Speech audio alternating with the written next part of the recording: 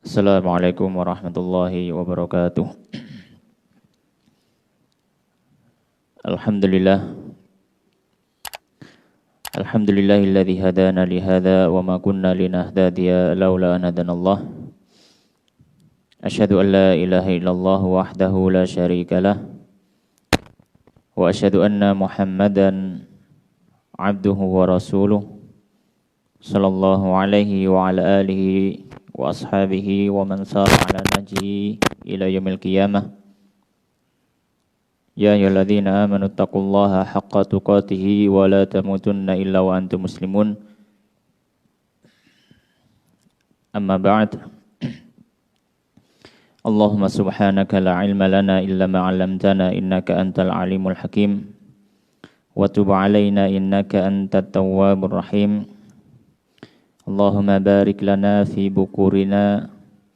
Allahumma taqabbal minna qiyamana wa tilawatana wa siyamana wa ruku'ana wa sujudana ya rabbal alamin. Ma'asyiral muslimin jamaah rahimani wa rahimakumullah. Alhamdulillah, kembali kita bersyukur kepada Allah Subhanahu wa taala, di mana sampai kesempatan subuh pagi hari ini Allah Subhanahu wa taala memberikan kita kenikmatan sehingga kita bisa kembali beribadah kepada Allah Subhanahu wa taala. Kita bisa memanfaatkan waktu sebaik mungkin, memanfaatkan kesempatan yang sudah Allah Subhanahu wa taala berikan kepada kita dengan berjumpa bulan Ramadan di tahun ini, dan juga berjumpa dengan 10 hari terakhir dari bulan Ramadan, yang semoga Allah Subhanahu wa taala senantiasa memberikan kita istiqomah dalam kebaikan-kebaikan. Ma'asyiral muslimin jamaah rahimani wa rahimakumullah. Insyaallah kita akan melanjutkan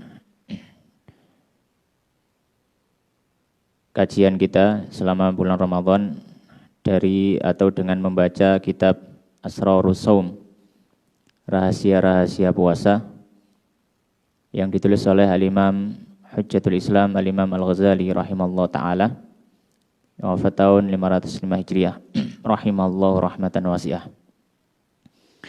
Dan pada pembahasan yang sebelumnya kita sudah membahas tentang derajat puasa manusia. Ada 3 tingkatan puasa manusia, kata Imam Ghazali. Yang pertama adalah shaumul umum, puasa umum, yang mana keumuman manusia mampu melakukannya, di mana dia hanya terbatas pada menjaga diri dari pembatal puasa secara fikih, tidak makan, tidak minum, tidak berhubungan suami istri.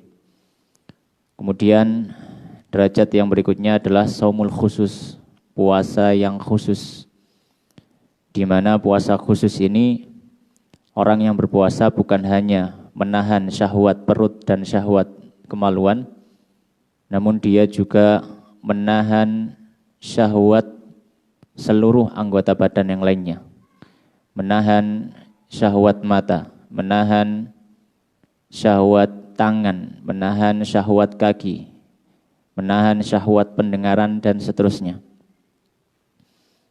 Yang mana ini disifati oleh Al-Imam Al-Ghazali rahimahullah ta'ala sebagai puasanya orang-orang yang soleh.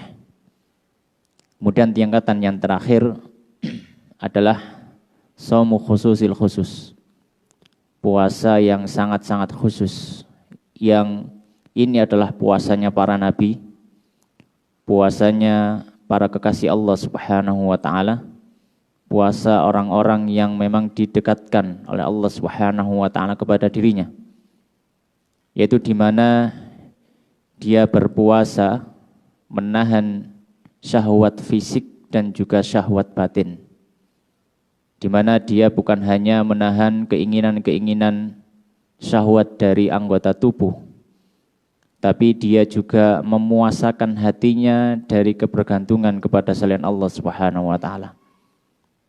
Dan ini hanya bisa dilakukan oleh orang-orang yang Allah Subhanahu wa taala berikan taufik kepadanya.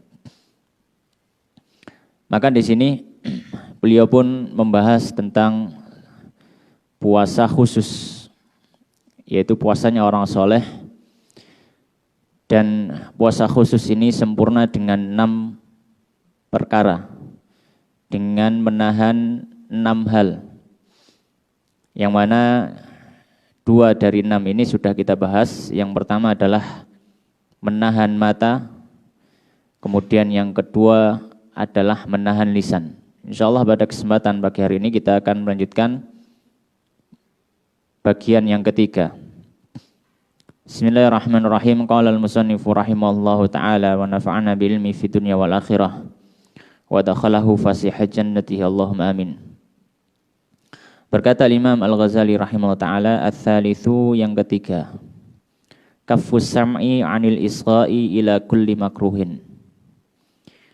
Menahan pendengaran dari mendengarkan kepada semua hal yang dibenci oleh Allah Subhanahu wa taala. Maka kesempurnaan puasanya orang yang soleh adalah dengan menahan syahwat pendengaran. Yang dimaksud menahan syahwat pendengaran adalah menjaga pendengaran kita dari mendengarkan hal-hal yang dibenci oleh Allah Subhanahu wa taala. Kemudian beliau mengatakan qala li anna kullama harramallahu qawlahu, karena setiap hal yang Allah haramkan untuk pengucapannya, harramal isgha'a ilaihi, maka haram juga hukumnya untuk mendengarkannya. Maka di sini beliau menyebutkan satu dhabit, satu kaidah, bahwasanya setiap hal yang diharamkan untuk diucapkan, diharamkan juga untuk didengarkan. Maka termasuk hal yang hendaknya dihindari ketika berpuasa adalah mendengarkan kalimat-kalimat yang diharamkan oleh Allah Subhanahu wa taala. Mendengarkan kalimat-kalimat dusta, mendengarkan kalimat ghibah, mendengarkan ucapan-ucapan yang buruk dan lain sebagainya. Kemudian beliau mengatakan qala walidzalika sawallahu azza wa jalla bainal mustami'i wa akilis suhat. Oleh karenanya Allah Subhanahu wa taala, kata beliau, menyamakan kedudukan antara orang yang mendengarkan dengan orang yang memakan makanan yang haram. Menyamakan antara dosa mendengar dengan dosa lisan. Faqala ta'ala, di mana Allah Subhanahu wa taala berfirman, samma'una lil kadhibi akaluna lisuhti. Yang artinya Allah Subhanahu wa taala menyampaikan, dan mereka itu mendengarkan terhadap ucapan-ucapan dusta, dan mereka makan makanan-makanan yang batil. Maka di sini Allah Subhanahu wa taala menyandingkan antara dosa pendengaran dengan dosa lisan, dengan dosa mulut. Wa qala azza wa jalla, dan Allah Subhanahu wa taala berfirman, laula yanhahumur rabbaniyuna wal ahbaru an qaulihimul itsma wa aklihimus suhat.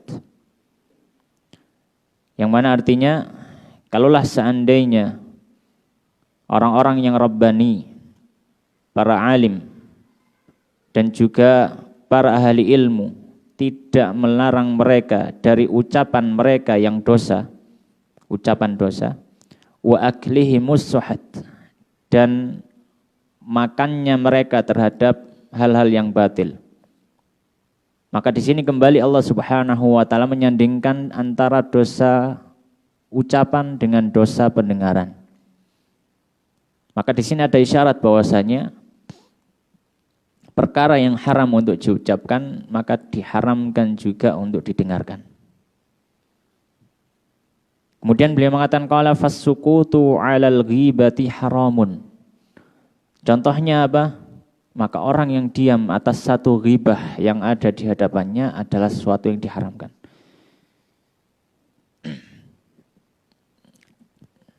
Ketika ada ghibah misalkan yang berada di hadapannya, maka harus diingkari.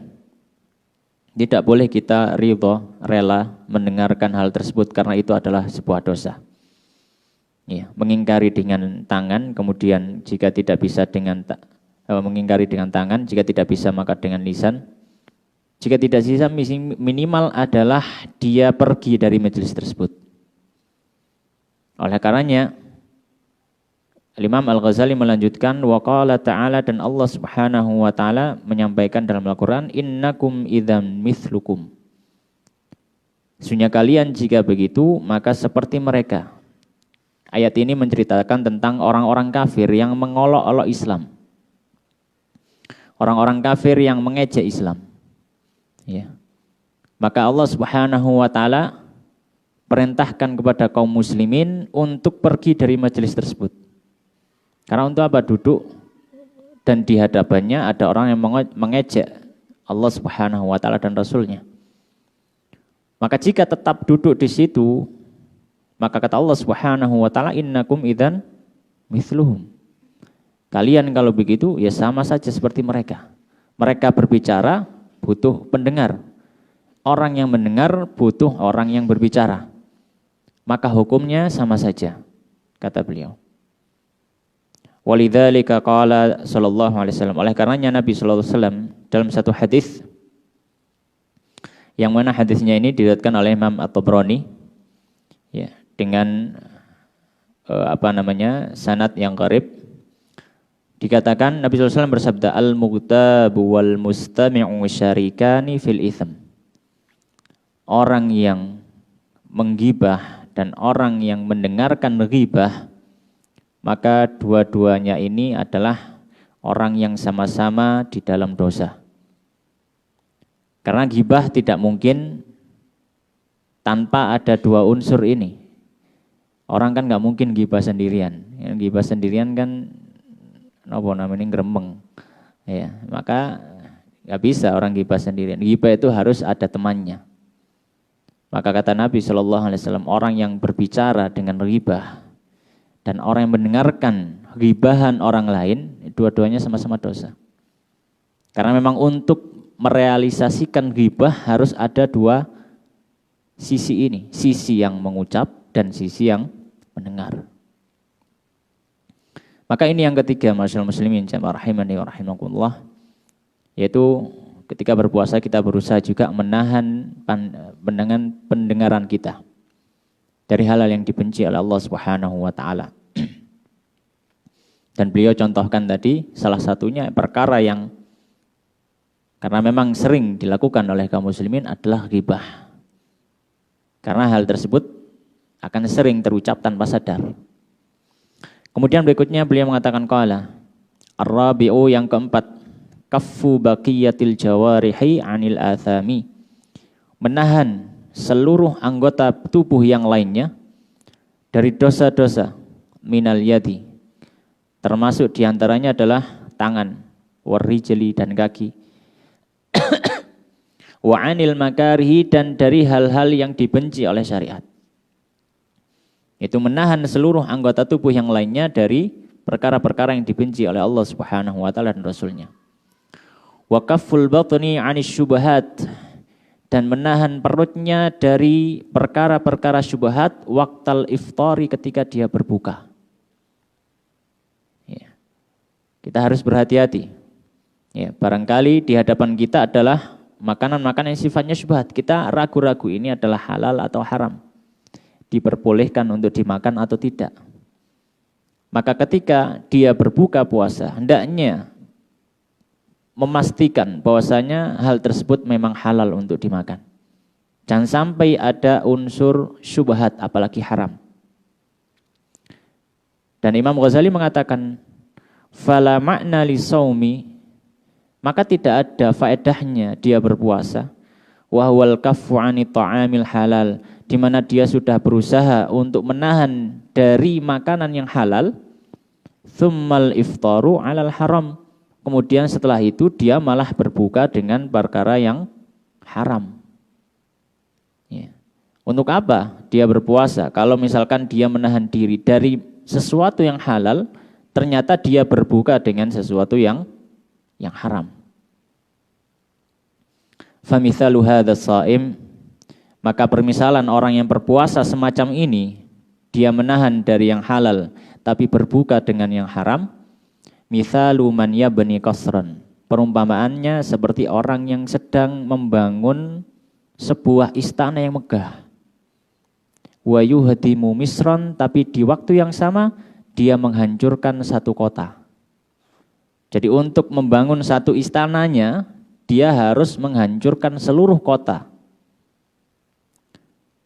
Fa inna ta'amal halal, sesungguhnya makanan yang halal, innama yadurru bikathratihi la binau'ihi. Sesungguhnya makanan yang halal itu bisa memberikan efek mudarat. Makanan yang halal saja itu bisa memberikan efek mudarat. Dari mana kata beliau bikathratihi?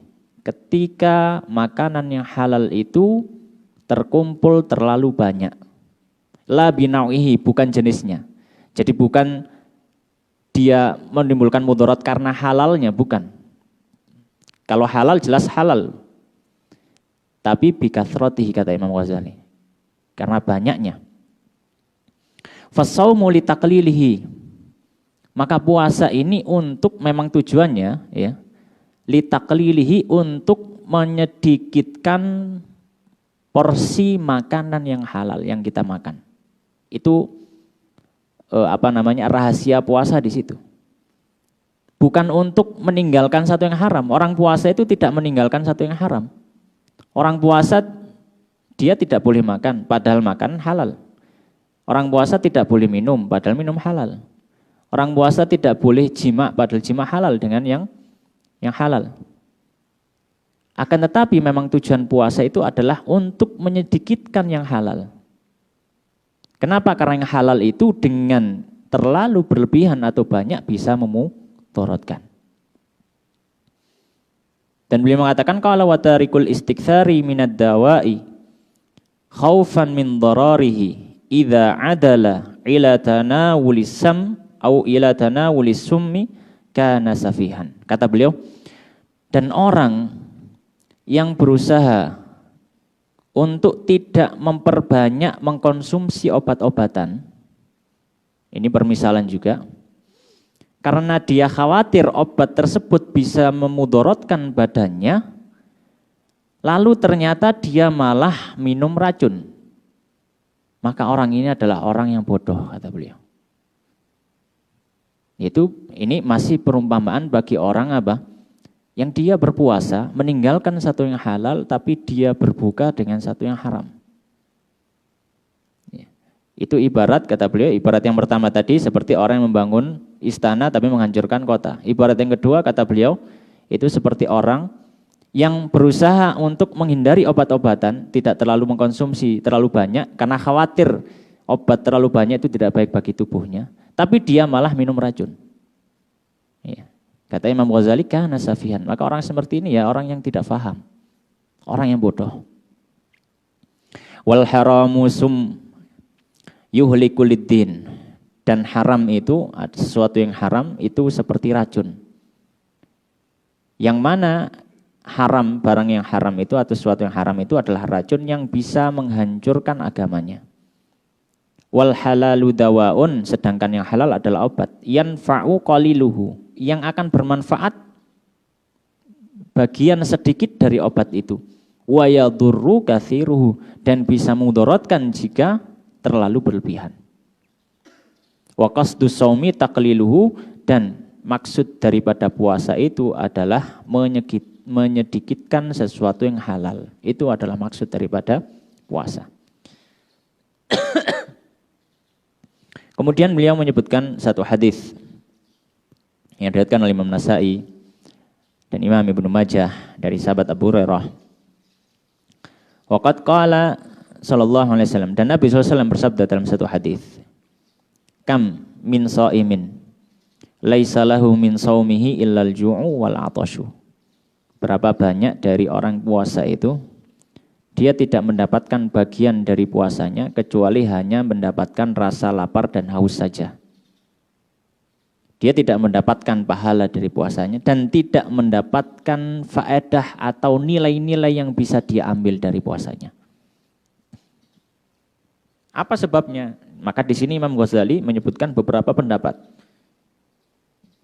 Qila, pendapat yang pertama dikatakan, huwallazi yuftiru 'alal haram. Pendapat yang pertama adalah orang yang dia berbuka dengan sesuatu yang haram. Maka ini bisa jadi puasanya ya tidak memberikan pahala, tidak memberikan dampak apapun pada dirinya. Pendapat yang pertama. Wakilah pendapat yang kedua dikatakan huwallazi yumsiku an ta'amil halal. Dia adalah orang yang menahan diri dari makanan yang halal. Dia berusaha selama siang hari di bulan puasa, dia tidak makan, tidak minum yang halal. Wa yuftiru ala luhumin nasi bil ghibah. Lalu dia berbuka dengan menyantap daging manusia ketika dia menggibah orang lain. Wa huwa haramun, dan ini haram. Jadi pendapat kedua, orang yang tidak mendapatkan apa-apa dari puasanya itu ketika dia berbuka dengan menggibah orang lain. Dan menggibah adalah dosa yang besar yang dilarang oleh Allah Subhanahu wa taala dan Rasulnya.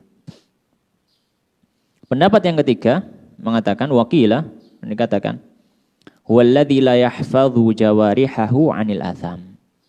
Orang yang puasanya tidak dapat apa-apa adalah orang yang dia tidak menjaga anggota tubuhnya dari dosa selama dia berpuasa.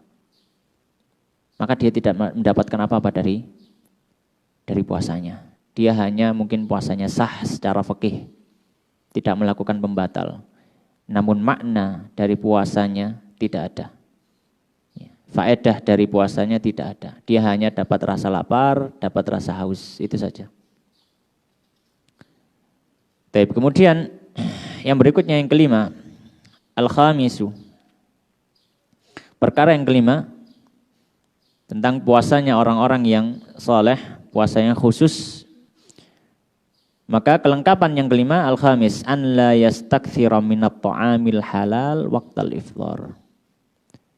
Tidaklah seseorang itu memperbanyak atau berlebihan dari makanan yang halal waktu dia sudah boleh untuk berbuka. Bihaitsu yamtali'u jawfuhu, di mana dia makan sampai memenuhi seluruh perutnya. Fama min wi'ain, maka tidak ada satu wadah abghadu ilallahi azza wajal yang lebih dibenci oleh Allah Subhanahu wa taala min batnin mali'in min halal, daripada perut yang penuh terisi dengan makanan halal.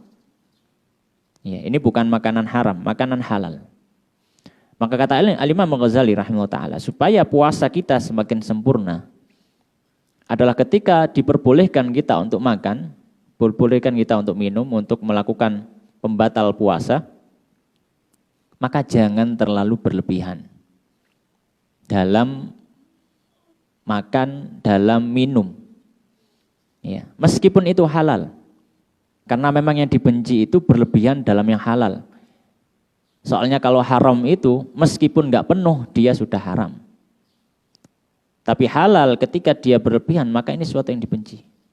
Kata Imam Ghazali, tidak ada sesuatu wadah yang dibenci ketika dipenuhi dengan barang dengan barang halal melebihi perut manusia. Oleh karenanya puasa itu untuk melatih menyedikitkan isi daripada perut kita. Beliau mengatakan qala wa kaifa yustafadu minas shaum. Bagaimana orang semacam ini bisa mengambil faedah dari puasanya? Atau wa kaifa yustafadu minas shaumi, bagaimana dia bisa mengambil atau bisa diambil satu faedah dari puasa? Qahru aduwillah, berupa melawan musuh Allah Subhanahu wa taala. Wa kasri syahwati, dan menghancurkan syahwatnya idza tadaraka shaimu, jika orang yang berpuasa itu mengejar inda fitrihi, ketika dia berbuka, ma fatahu dhahwata naharihi, apa yang sudah terlewat dari makan siangnya. Ya. Kata beliau, orang berpuasa itu kan tujuannya untuk menyempitkan jalan setan. Ya, di awal kitab pembahasan tentang fawaidus shaum, tentang faedah-faedah puasa di pasal yang bagian pertama, Imam Ghazali kan menyebutkan bahwasanya inna syaitana yajri min ibni Adam majrad dam. Banyak setan itu, kata Rasulullah, mengalir di tubuh manusia melalui aliran darah. Kemudian Imam Ghazali mengomentari fadayyiku majariyahu bisaum. Maka sempitkan aliran setan dalam tubuh manusia dengan berpuasa. Dan para ulama juga menyampaikan salah satu tujuan puasa adalah untuk melemahkan unsur nafsu dalam tubuh kita. Maka kata Imam Ghazali, nah bagaimana orang itu mau melemahkan nafsunya, mau mengalahkan setannya, jika ketika dia waktu berbuka, dia mengkodok makanan yang waktu siang tidak sempat dimakan. Nobel. Ya. Makan 3 kali sehari, kalau hari biasa, pagi, siang, malam. Pas puasa tetap 3 kali sehari. Pagi, malam, agak malam. Ini. Katanya Imam Ghazali, yang gimana mau ngambil faedahnya dari mana? Yang sama saja, bodoh mereka poso gitu. Wa rubbama yazidu alaihi fi alwani ta'am. Bahkan kata Imam Ghazali, dan bisa jadi bahkan dia malah semakin menambah aneka macam-macam makanan yang ada. Dan itu terjadi sejak zaman Imam Ghazali ya. Itu terjadi. Memang Ramadan itu identik dengan apa? Banyaknya makanan, variasi. Ya, muncul jenis-jenis makanan baru yang sebelumnya enggak ada. Ya. Hatta stamarrat al-'adatu. Ya. Hingga tetap berkelanjutan kebiasaan ini bi an tuddakhara jami'ul at'imati la Ramadan. Kata beliau, di mana orang-orang itu menyimpan makanan khusus nanti disantap pada waktu Ramadan. Fayukalu minal at'imati fihi ma la yukalu fi iddati asyhur. Kata beliau, maka dimakanlah di bulan Ramadan makanan-makanan yang tidak bisa dinikmati di luar bulan Ramadan. Iya. Napa neten Indonesia? Kolok nggih. Kolok kan jarang-jarang ya. Ya. Jadi kolak gitu ya. Itu kalau Ramadan setiap hari ada kolak, es buah gitu ya, banyak. Ya. Itu Imam Ghazali, ya Imam Ghazali sekitar lewat tahun 500-an Hijriah, berarti 900 tahun yang lalu kata Imam Ghazali. 900 tahun yang lalu. Itu Imam Ghazali mengkritik kebiasaan manusia di zaman beliau. Ya. Dan beliau mengatakan qala wa ma'lumun. Dan sudah diketahui. Anna maqsudas shaumi al-khawa'u. Dan sudah diketahui bahwasanya maksud dari puasa itu adalah untuk mengkosongkan wa kasrul hawa, dan menghancurkan nafsunya. Li taqawwan nafsu, supaya semakin menguat jiwa manusia ala taqwa, untuk bertakwa pada Allah Subhanahu wa taala. Itu tujuan puasa. Tujuannya adalah memperkuat jiwa kita untuk semakin bertakwa pada Allah Subhanahu wa taala. La'alakum tattaqun, itu. Wa idza dufi'atil ma'iddatu, wa idza dufi'at al-ma'idah ya.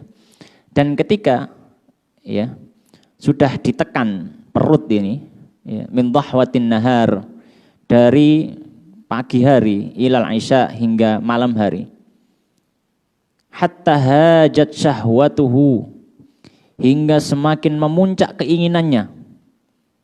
Ya, sifat manusia itu ketika dilarang itu kan semakin penasaran, kan itu. Semakin ditekan semakin melawan. Kan gitu sifat manusia seperti itu. Maka kata Imam Ghazali, ketika perut ini ditekan di siang hari, nggak boleh makan, nggak boleh minum, ditekan. Maka keinginannya semakin besar. Wa qawiyat raghbatuhu aw wa qawiyat raghbatuha, dan semakin kuat keinginannya. Ya. Keinginannya apa? Ya keinginannya untuk menikmati makanan, menikmati minuman. Thumma ut'imat minal ladzat. Kemudian setelah itu, setelah ditekan, semakin dia memuncak keinginannya, kemudian waktu berbuka dia diberi makanan yang begitu lezat. Wa usbi'at, dan sampai dipenuhi perutnya itu. Zadat ladzatuha, maka semakin bertambah kelezatan perut. Wa tadha'afat quwwatuha, dan semakin berlipat ganda kekuatannya. Wan ba'atha minasyahwat, maka semakin memunculkan keinginan syahwatnya. Ma'asaha kanat raqidatan, di mana yang sebelumnya dia harapkan syahwat tadi harusnya terdiam. Lau turikat ala adatiha, seandainya perut itu dibiarkan seperti kebiasaannya. Ya. Maka ini adalah renungan bersama yang disampaikan oleh Imam Al-Ghazali rahimahullah ta'ala. Ya. Di mana hendaknya seorang memperhatikan puasanya dan merenungi apa maha rahasia. Ya. Memang kitabnya adalah judulnya Asrarus Shaum, rahasia-rahasia puasa. Ya. Untuk menyelami makna puasa itu sebenarnya untuk apa kita berpuasa. Ya. Kemudian bagaimana caranya. Ya, supaya puasa kita semakin bermakna dan kita benar-benar mampu untuk mengambil faedah dari puasa kita. Kemudian beliau mengatakan qala faruhus shaumi, maka roh daripada puasa ini, wasirruhu, dan rahasia puasa, tad'iful quwa, adalah untuk melemahkan kekuatan, allati hiya wasailu syaitan, yang kekuatan itu adalah sarana setan, fil qudi ila syurur, yang bisa mengarahkan manusia kepada berbagai macam keburukan. Maka itu adalah puasa. Ya. Oleh karenanya dalam satu hadis yang sahih Nabi SAW menyampaikan, innamas shaum la mithla lahu. Ya. Atau kama qala sallallahu alaihi wasallam, bahwasanya puasa itu tidak ada yang sebanding dengannya. Dan bahkan para ulama, para hukama pun menyampaikan, ya, bahwasanya puasa ini adalah pokok dari semua ibadah. Pokok dari semua ibadah adalah puasa. Bagaimana bisa? Karena orang beribadah itu dia harus memiliki hawa nafsu yang lemah dan keimanan yang menguat. Itu supaya orang bisa beribadah. Dan puasa tujuannya adalah untuk itu. Melemahkan hawa nafsu dan menguatkan keimanan. Tujuannya adalah itu. Maka puasa itu adalah sebagai pintu daripada ibadah-ibadah yang ada. Jika kita mau kuat dalam beribadah, salah satu pintunya adalah dengan berpuasa. Ya. Dan beliau di sini menyampaikan rohnya puasa, spiritnya orang puasa itu untuk melemahkan kekuatan setan yang ada di tubuh kita. Walan yahsula dzalika illa bitaqlil, dan hal itu tidak bisa didapat. Melemahkan setan tidak bisa didapatkan kecuali dengan menyedikitkan. Ya. Dengan menyedikitkan. Wa huwa an ya'kula aklatahu allati kana ya'kuluha kulla lailatin laulam yasum. Yang dimaksud menyedikitkan kata Imam Ghazali yaitu dia cukup memakan makanan yang dia memang makan biasanya di malam hari. Yang memang dia biasa makan di malam hari. Ya. Adapun waktu siang sudah lewat. Maka cukup di waktu malam, waktu berbuka, kita makan makanan yang memang biasa sehari-hari kita makan di malam hari saja. Tidak perlu apa? Itu tadi dikodok makannya, ya. Dimakan waktu siang, ya, karena tidak sempat makan, dimakan di waktu malam. Ya, tidak seperti itu kata Imam Ghazali. Fa amma idza jama'a. Oleh karenanya beliau melanjutkan, adapun jika orang itu mengumpulkan makana ya'kulu dhahwatan, yang biasa dia makan di waktu siang, ila makana ya'kulu lailan, kepada porsi makan malamnya. Iya. Falan yantafi'a bisaumihi, maka dia tidak bisa mengambil manfaat dan puasanya. Karena tadi ya sama saja gitu. Cuma beda waktu makannya, sama-sama 3 kali sehari, ya. Sama-sama 3 kali sehari. Hanya saja dirubah waktunya, jamnya. Maka kata Imam Ghazali, kalau misalkan porsi makan siangnya dikumpulkan di waktu malam sehingga dia makan malamnya itu double, kata beliau falan yantafi'a bisomi, tidak akan mungkin bisa mengambil manfaat dari puasanya. Enggak ada maknanya. Ya. Tidak ada faedahnya dari puasa yang sudah dilakukan. Kemudian beliau mengatakan qala bal, ya, bahkan minal adab, termasuk adab yang lain ketika berpuasa, kata beliau, an la yukthiran nauma bin nahar, hendaknya juga tidak memperbanyak tidur di siang hari. Iya. Tidak memperbanyak tidur di siang hari. Kenapa? Ini agak beda kata beliau. Bukan melihat ke sisi produktif, bukan. Imam Ghazali tidak memandang di sisi produktifnya. Ya. Kata beliau, kenapa kok orang puasa hendaknya tidak tidur di siang hari? Kata beliau, hatta yahussa bil ju'i wal atas. Orang puasa termasuk adabnya tidak memperbanyak tidur di siang hari. Tujuannya apa?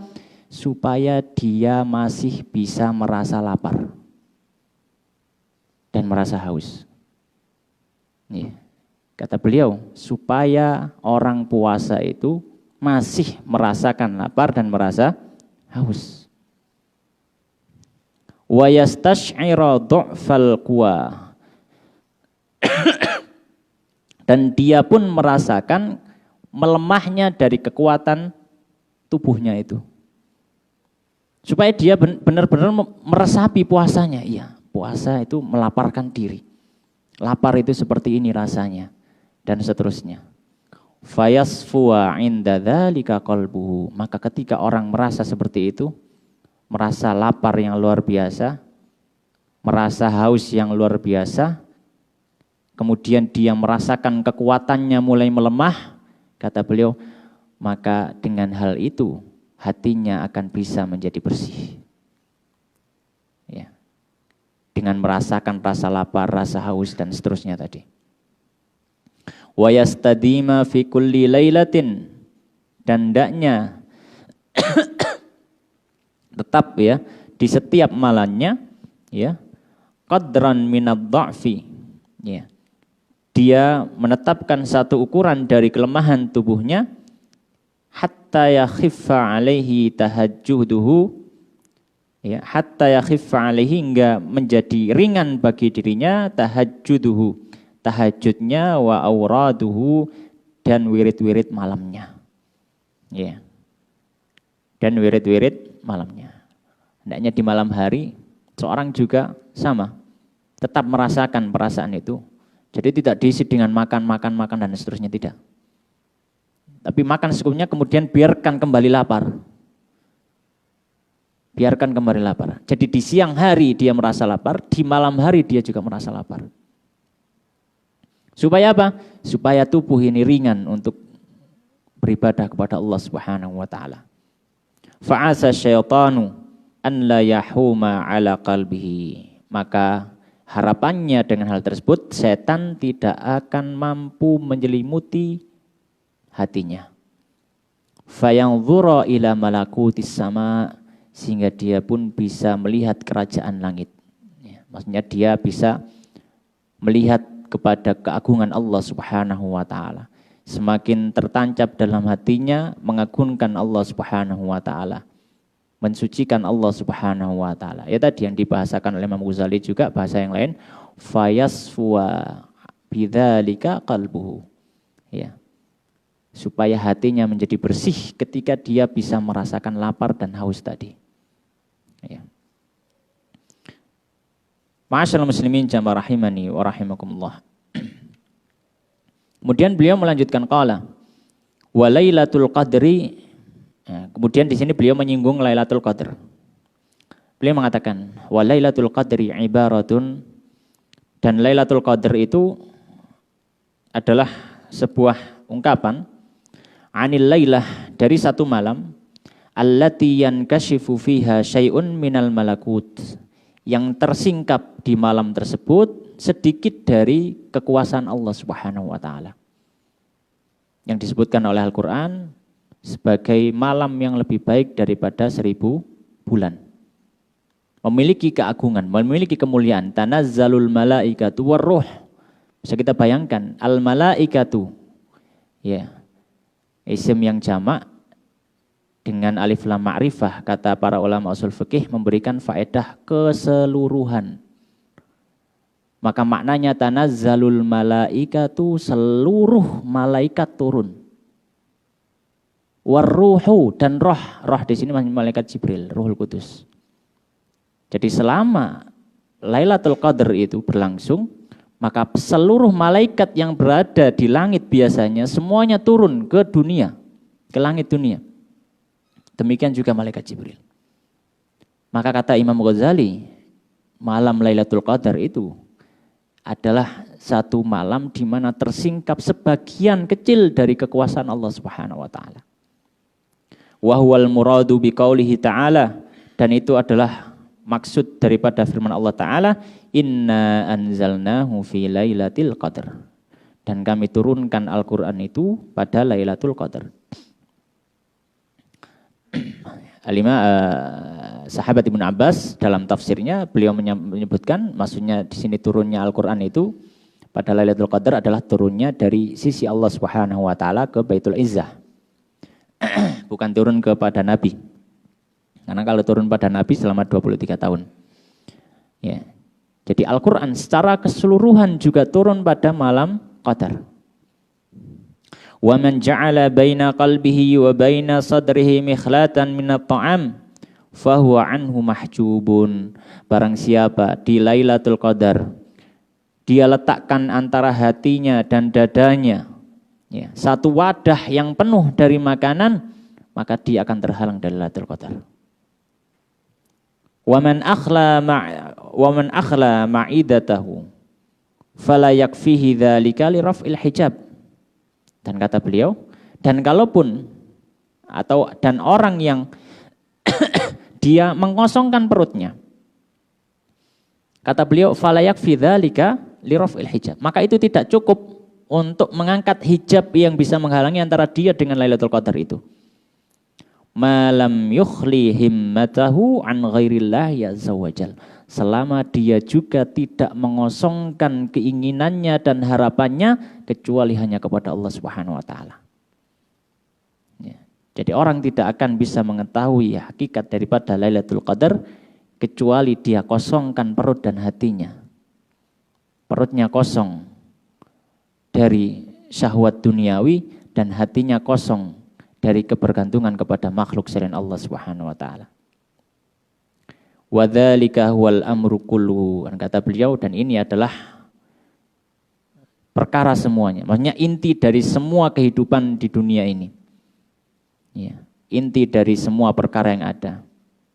Wa mabda'u jam'i dzalika, dan start memulai untuk mendapatkan hal semacam ini taqlilut ta'am, menyedikitkan makanan. Itu startnya dari situ. Wa sayati lahu mazidu bayani, dan akan datang penjelasan yang lebih lengkap fi kitabil at'imati, dalam pembahasan at'imah dalam kitab Ihya Ulumuddin, ya. Insyaallah azza wa jalla, yang semoga Allah Subhanahu wa taala, atau jika Allah Subhanahu wa taala menghendaki hal tersebut. Ma'asyiral muslimin jamaah rahimani wa rahimakumullah. Itu adalah sebagian dari penyempurna puasa, ya, puasa supaya tingkatan puasa menjadi semakin sempurna adalah dengan memperhatikan 6 perkara, dan kita sudah sebutkan sampai perkara yang kelima. Insyaallah kita akan lanjutkan di pertemuan berikutnya dengan perkara yang ke-6 dan juga pembahasan berikutnya. Demikian, wallahu taala alam, wa sallallahu wa sallim wa barik ala nabiyina wa habibina Muhammadin wa ala alihi wa ashabi ajmain. Kita tutup dengan doa kafaratul majelis. Subhanakallahumma wa bihamdika asyhadu an la ilaha illa anta astaghfiruka wa atubu ilaik wa akhiru da'wana alhamdulillahirabbil alamin. Wassalamualaikum warahmatullahi wabarakatuh.